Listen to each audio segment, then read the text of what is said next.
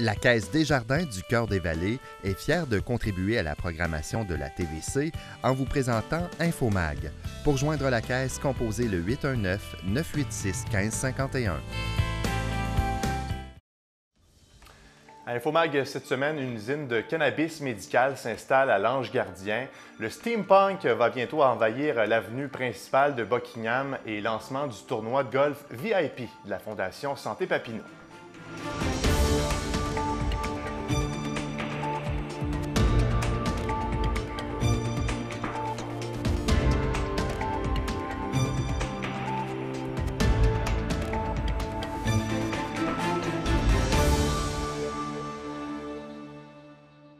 Bonjour à vous à la maison, je m'appelle Mathieu Daou, je vous souhaite la bienvenue à Infomag. Tout d'abord, c'est officiel, l'entreprise Greenjoy Productions construira une usine de production de cannabis médical à l'Ange-Gardien. Au cours des prochaines années, il s'agira de la plus grande entreprise à s'installer dans la municipalité au nord de Buckingham. La légalisation de la marijuana n'est pas ce qui intéresse Greenjoy. L'entreprise veut plutôt répondre à la demande grandissante de cannabis médical et se spécialiser dans l'extraction et la production d'huile de cannabis. Les installations seront situées sur un terrain d'une superficie de 25 acres situé en plein cœur du parc industriel de l'Ange-Gardien. Les travaux devraient débuter au cours de cet été. Je vous laisse entendre d'ailleurs à ce sujet le chef de direction et copropriétaire chez Greenjoy, Marc Saint-Arnaud. On va faire des extractions d'huile de cannabis à partir de la plante. Puis par la suite, cette huile-là sera distribuée aux différentes compagnies pharma qui vont utiliser ça comme matière première. On était supposé aller à la Plaisance, mais dû au fait qu'on était trop proche des résidences, on a décidé d'aller à l'Ange-Gardien. C'était un endroit pour nous qui semblait être intéressant. La ville, elle est très positive à l'idée d'avoir ce genre d'installation-là. On est réglementé par Santé Canada. Alors, on doit suivre les règles et les inspections sont faites couramment et tout le côté gestion de tous les tests qui sont faits, on doit avoir des laboratoires externes qui font l'analyse régulièrement des produits. La phase 1 du projet consiste à ajouter une extension au bâtiment déjà existant pour permettre une production annuelle de 3300 kg de cannabis. Les phases 2 et 3 permettront de créer environ 300 emplois d'ici les 5 prochaines années. Par ailleurs, cette nouvelle industrie est très bien accueillie par le maire de l'Ange-Gardien, Marc-Louis XVI. On l'écoute. L'ajout d'une entreprise comme ça, en ajoutant un autre 300 emplois, c'est excellent. On devient de moins en moins une municipalité dortoir, donc les résidents, les citoyens peuvent résider et travailler à l'Ange-Gardien. Donc ça, c'est une excellente nouvelle. Puis au niveau économique, la première phase a une valeur de 21,5 millions, je crois. Ça, c'est juste la première phase. Mais économiquement, c'est une bonne nouvelle. Donc, le pacte d'affaires, lui, il vient faire en sorte que ça vient diversifier notre assiette fiscale. Comme n'importe quel comptable va vous dire qu'une municipalité, c'est important d'avoir un pacte d'affaires. Donc, tu n'as pas simplement que les taxes des maisons. Fait que le pacte d'affaires vient générer d'autres taxes et donne des bons fonds financiers à la municipalité. L'arrivée de Greenjoy va faire en sorte qu'il va être un peu le catalyseur parce qu'à l'entour du carrefour giratoire, il manque un peu de points de service. Donc, je pense que ça va sûrement débloquer bientôt à ce qu'il y ait du service de proximité. Donc, il n'y a pas de station d'essence, il n'y a pas de petit restaurant alentour, puis on a un axe qui est parfait là, pour ça. Environ une quarantaine de personnes se sont rassemblées à la Société d'histoire de Buckingham afin d'assister au lancement du premier événement Steampunk à Gatineau qui se tiendra les 2 et 3 juin prochains à Buckingham. L'artiste peintre Diane Fontaine, Christine Lam de la boutique Le Corset et Caroline Breton de la crêperie La Maladroite ont le même objectif en tête, c'est-à-dire mettre Buckingham sur la carte et créer un événement unique en son genre. Le steampunk, je vous le rappelle, c'est un style de l'époque victorienne qui fait référence à l'utilisation des machines à vapeur au début de la révolution industrielle. C'est cette thématique-là qui sera mise de l'avant dans quelques semaines. Au menu de l'événement, pique-nique victorien au Parc McLaren, marche historique, souper steampunk au Belga Bistro Bar, exposition et défilé de mode. Voici à ce sujet des précisions d'une des organisatrices, Diane Fontaine. Et puis, il y a un engouement vraiment extraordinaire partout dans le monde pour cet engouement-là pour le steampunk. Et puis, à Buckingham, on a un patrimoine historique absolument incroyable qu'on réalise qu'on ne pouvait pas vraiment intéresser les gens juste comme ça à notre histoire. Tandis que là, avec le steampunk, et la Société d'histoire embarque là-dedans, les commerçants, les restaurants font des menus steampunk. Moi, à la Galerie d'art, je fais une exposition steampunk avec des machines volantes. C'est absolument, là, puis ça fait juste commencer. À la base, quand on s'est rencontrés, les filles au coin du pont, on voulait vraiment là, se tasser là, des événements qu'on essaie puis que ça fonctionne pas. Fait qu'on a dit, on veut créer quelque chose là, de fantaisiste, quelque chose de nouveau, quelque chose qui va attirer des gens d'un peu partout dans le monde parce que c'est un engouement, le steampunk. Là, en Nouvelle-Zélande, comme Michel disait tantôt, il y a un engouement pour ça depuis 10 ans. Cette année, on a très peu de moyens financiers. Donc, puis on veut offrir le pique-nique, l'exposition et la visite guidée, la visite dans le temps. On veut garder ça gratuit pour le public. Donc, on va vraiment miser plus l'année prochaine à avoir des spectacles. Puis là, on va vraiment attirer des milliers et des milliers de personnes. Cette année, si on a 1000 personnes, on va être très heureux. La Société d'histoire de Buckingham a d'ailleurs réalisé une vidéo dans laquelle on explique l'origine et le lien historique entre le steampunk et le secteur Buckingham. Je vous rappelle que l'événement se tiendra les 2 et 3 juin. Plus de détails sur la page Facebook événement Steampunk Buckingham. L'entreprise Hydropothicaire a accepté de se joindre à l'équipe de la Fondation Santé Papineau en vue de la 28e édition du tournoi de golf VIP qui se tiendra le 1er juin au club de golf de Buckingham. Lors d'une conférence de presse qui visait à lancer en grande pompe l'événement, le producteur autorisé en a profité pour remettre un chèque de 15 000 $ à la Fondation Santé Papineau. Rappelons que le tournoi VIP vise à recueillir des fonds pour améliorer les soins et les services en santé de la région. L'argent amassé servira notamment à financer le Salon des familles à l'hôpital de Papineau ainsi que la nouvelle terrasse du CHSLD de la Petite Nation qui sera inaugurée dans les prochaines semaines. La Fondation Santé Papineau dit être très fière de pouvoir compter sur l'appui d'Hydropothicaire cette année. Je vous laisse entendre la directrice des ressources humaines d'Hydropothicaire, Mme André Saint-Cyr.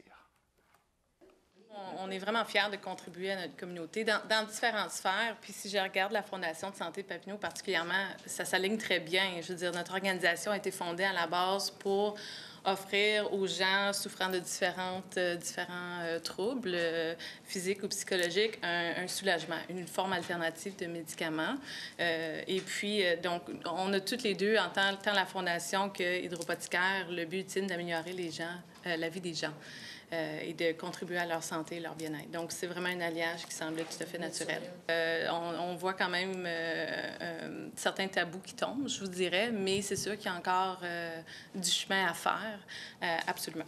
Justement, en s'impliquant comme ça, vous pensez aller changer un peu la manière de penser, de voir Hydropothicaire? Je pense que ce serait un avantage, ce serait un atout, mais ce n'est pas nécessairement la raison pour laquelle on contribue, ce n'est pas la raison première. La raison première, c'est de participer à cette mission-là qui est vraiment d'améliorer la vie des gens.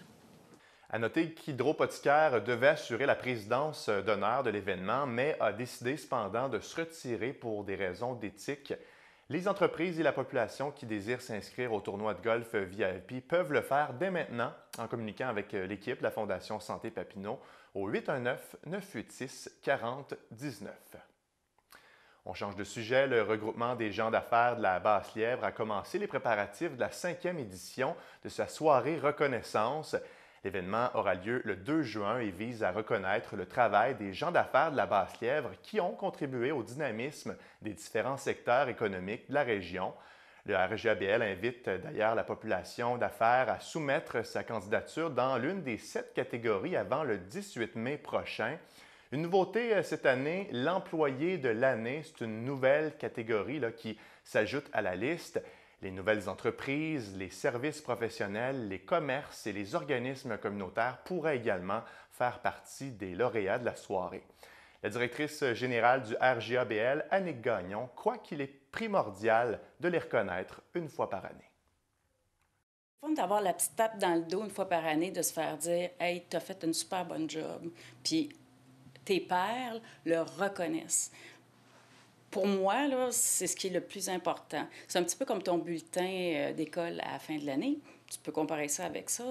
Les années précédentes, ce qu'on demandait aux gens, c'était d'écrire un texte puis d'expliquer le pourquoi et le comment de leur candidature. Et puis, cette année, on prend une formule un petit peu différente. Avec un partenariat avec vous, la TVC, on offre aux gens plutôt... Ils doivent se préparer d'avance un petit peu, là, mais on va leur donner 90 secondes, une capsule de 90 secondes dans laquelle ils vont pouvoir se présenter puis expliquer pourquoi ils soumettent leur candidature. Et cette année, on va avoir, bon, évidemment, on a l'accueil des gens, on va avoir le repas, puis ensuite, on va avoir une soirée dansante. Alors, on essaie quelque chose de différent parce qu'on voudrait que les gens restent avec nous, parce qu'il y en a qui ont le goût de célébrer. Ils ont gagné ou bien leur collègue a gagné, fait que pour eux autres, c'est important d'être là puis d'avoir du fun. Tous les détails concernant les candidatures sur la page Facebook de l'organisme @RGA Basse-Lièvre. Plus d'une centaine de membres de la communauté d'affaires de la région ont assisté au tout premier déjeuner économique de la MRC de Papineau. L'événement se tenait le lundi 30 avril dernier au complexe Whistle de Saint-André-Avelin. Le nouveau préfet et maire de la ville de Tursault, Benoît Lauzon, a annoncé son intention de relancer l'économie de la MRC de Papineau. Pour y arriver, un projet d'incubateur d'entreprise verra le jour prochainement. Ce service-là permettra aux nouveaux entrepreneurs et aux commerçants de la région d'avoir des ressources pour les soutenir dans leurs projets. Un poste de directeur du service du développement économique qui sera également créé. M. Lauzon indique qu'il s'agira d'une personne qui connaît sur le bout de ses doigts l'économie et qui aura tous les outils nécessaires pour aider la communauté d'affaires à se développer. Le préfet en poste depuis seulement quelques mois nous explique pourquoi il était nécessaire de relancer l'économie de la MRC. Bien, je viens d'arriver comme préfet du territoire de la MRC. On sait que la MRC Papineau, c'est un grand territoire. Il y a le secteur de la Petite-Nation, il y a le secteur de la Basse-Lièvre. Je pense que comment on regroupait ça, comment travailler ensemble, comment faire du développement économique, on a besoin de ces gens-là. C'est eux qui investissent, c'est eux qui ont choisi notre région pour venir implanter leur commerce, leur industrie. Puis c'est avec eux qu'on doit travailler, qu'on doit écouter c'est quoi la suite, comment on doit travailler, qui on doit attirer, quel genre de développement on doit faire. Fait que c'est pour ça que j'ai tendu la main à ces gens-là. Je vais les avoir près de moi dans le futur pour faire du développement. On a entendu parler beaucoup dans les années passées du parc industriel régional vert de Papineau qui est incontournable. Ça nous le prend. Par contre, il y a d'autres choses sur notre territoire. Il y a l'agriculture, il y a le tourisme dans le secteur de Val-des-Bois-Beaumune, le tourisme dans le secteur du Lac-Simon, le tourisme dans le secteur de Montebello, la foresterie. Il faut que les 24 municipalités du territoire apprennent à travailler ensemble, travaillent de plus en plus ensemble, soient à l'écoute des investisseurs sur notre territoire. C'est comme ça qu'on va y arriver. La vice-première ministre du Québec et ministre de l'Économie, Dominique Anglade, était sur place afin de partager ses connaissances dans le domaine et répondre aux questions des gens dans la salle. Elle a laissé savoir qu'elle et son ministère seront toujours présents afin de soutenir ce genre de démarche. La municipalité de Lange-Gardien et TVC Basse-Lièvre viennent tout juste de signer une entente afin de poursuivre la diffusion des conseils municipaux et la couverture d'événements spéciaux au cours des prochaines années. Lange-Gardien s'engage à remettre une aide financière de 15 000 $ sur une période de 5 ans à l'équipe de la TVC. On peut dire qu'il s'agit d'une première pour les deux parties puisqu'aucune entente du genre n'avait encore été signée auparavant. Le maire Marc-Louis XVI affirme qu'elle permettra à la municipalité de maintenir son lien privilégié de communication avec les citoyens. Voici à ce sujet le président de la télévision communautaire, Michel Parenteau. En fait, on vient mettre sur papier la publicité qu'on faisait avec la télévision communautaire pour la municipalité de Lange-Gardien et ça vient aussi mettre sur papier l'offre de services qu'on offre à la municipalité. Donc, on met ça pour 5 ans. Donc, c'est une bonne réalisation pour la télévision communautaire. Donc, pour 5 ans, on n'a pas besoin de se casser la tête. On sait à l'avance qu'est-ce qui va arriver dans les prochaines années. Ça démontre aussi le professionnalisme de notre service, la qualité de nos employés aussi qui offrent ce service-là lors des enregistrements, notamment là, de des séances du conseil de la municipalité. Bien, tout à fait. Quand on couvre une activité, que ce soit du milieu communautaire, ça peut être quelque chose du milieu des affaires aussi. On peut prendre des ententes avec ces organismes-là, soit pour des événements. On prend des ententes avec les Lions, par exemple, pour le Téléthon, mais ça peut être pour toute autre activité. On peut faire des ententes comme ça à long terme, puis on est très ouvert à faire ces ententes-là, oui. Voici maintenant la chronique culturelle avec Jessie Laflamme.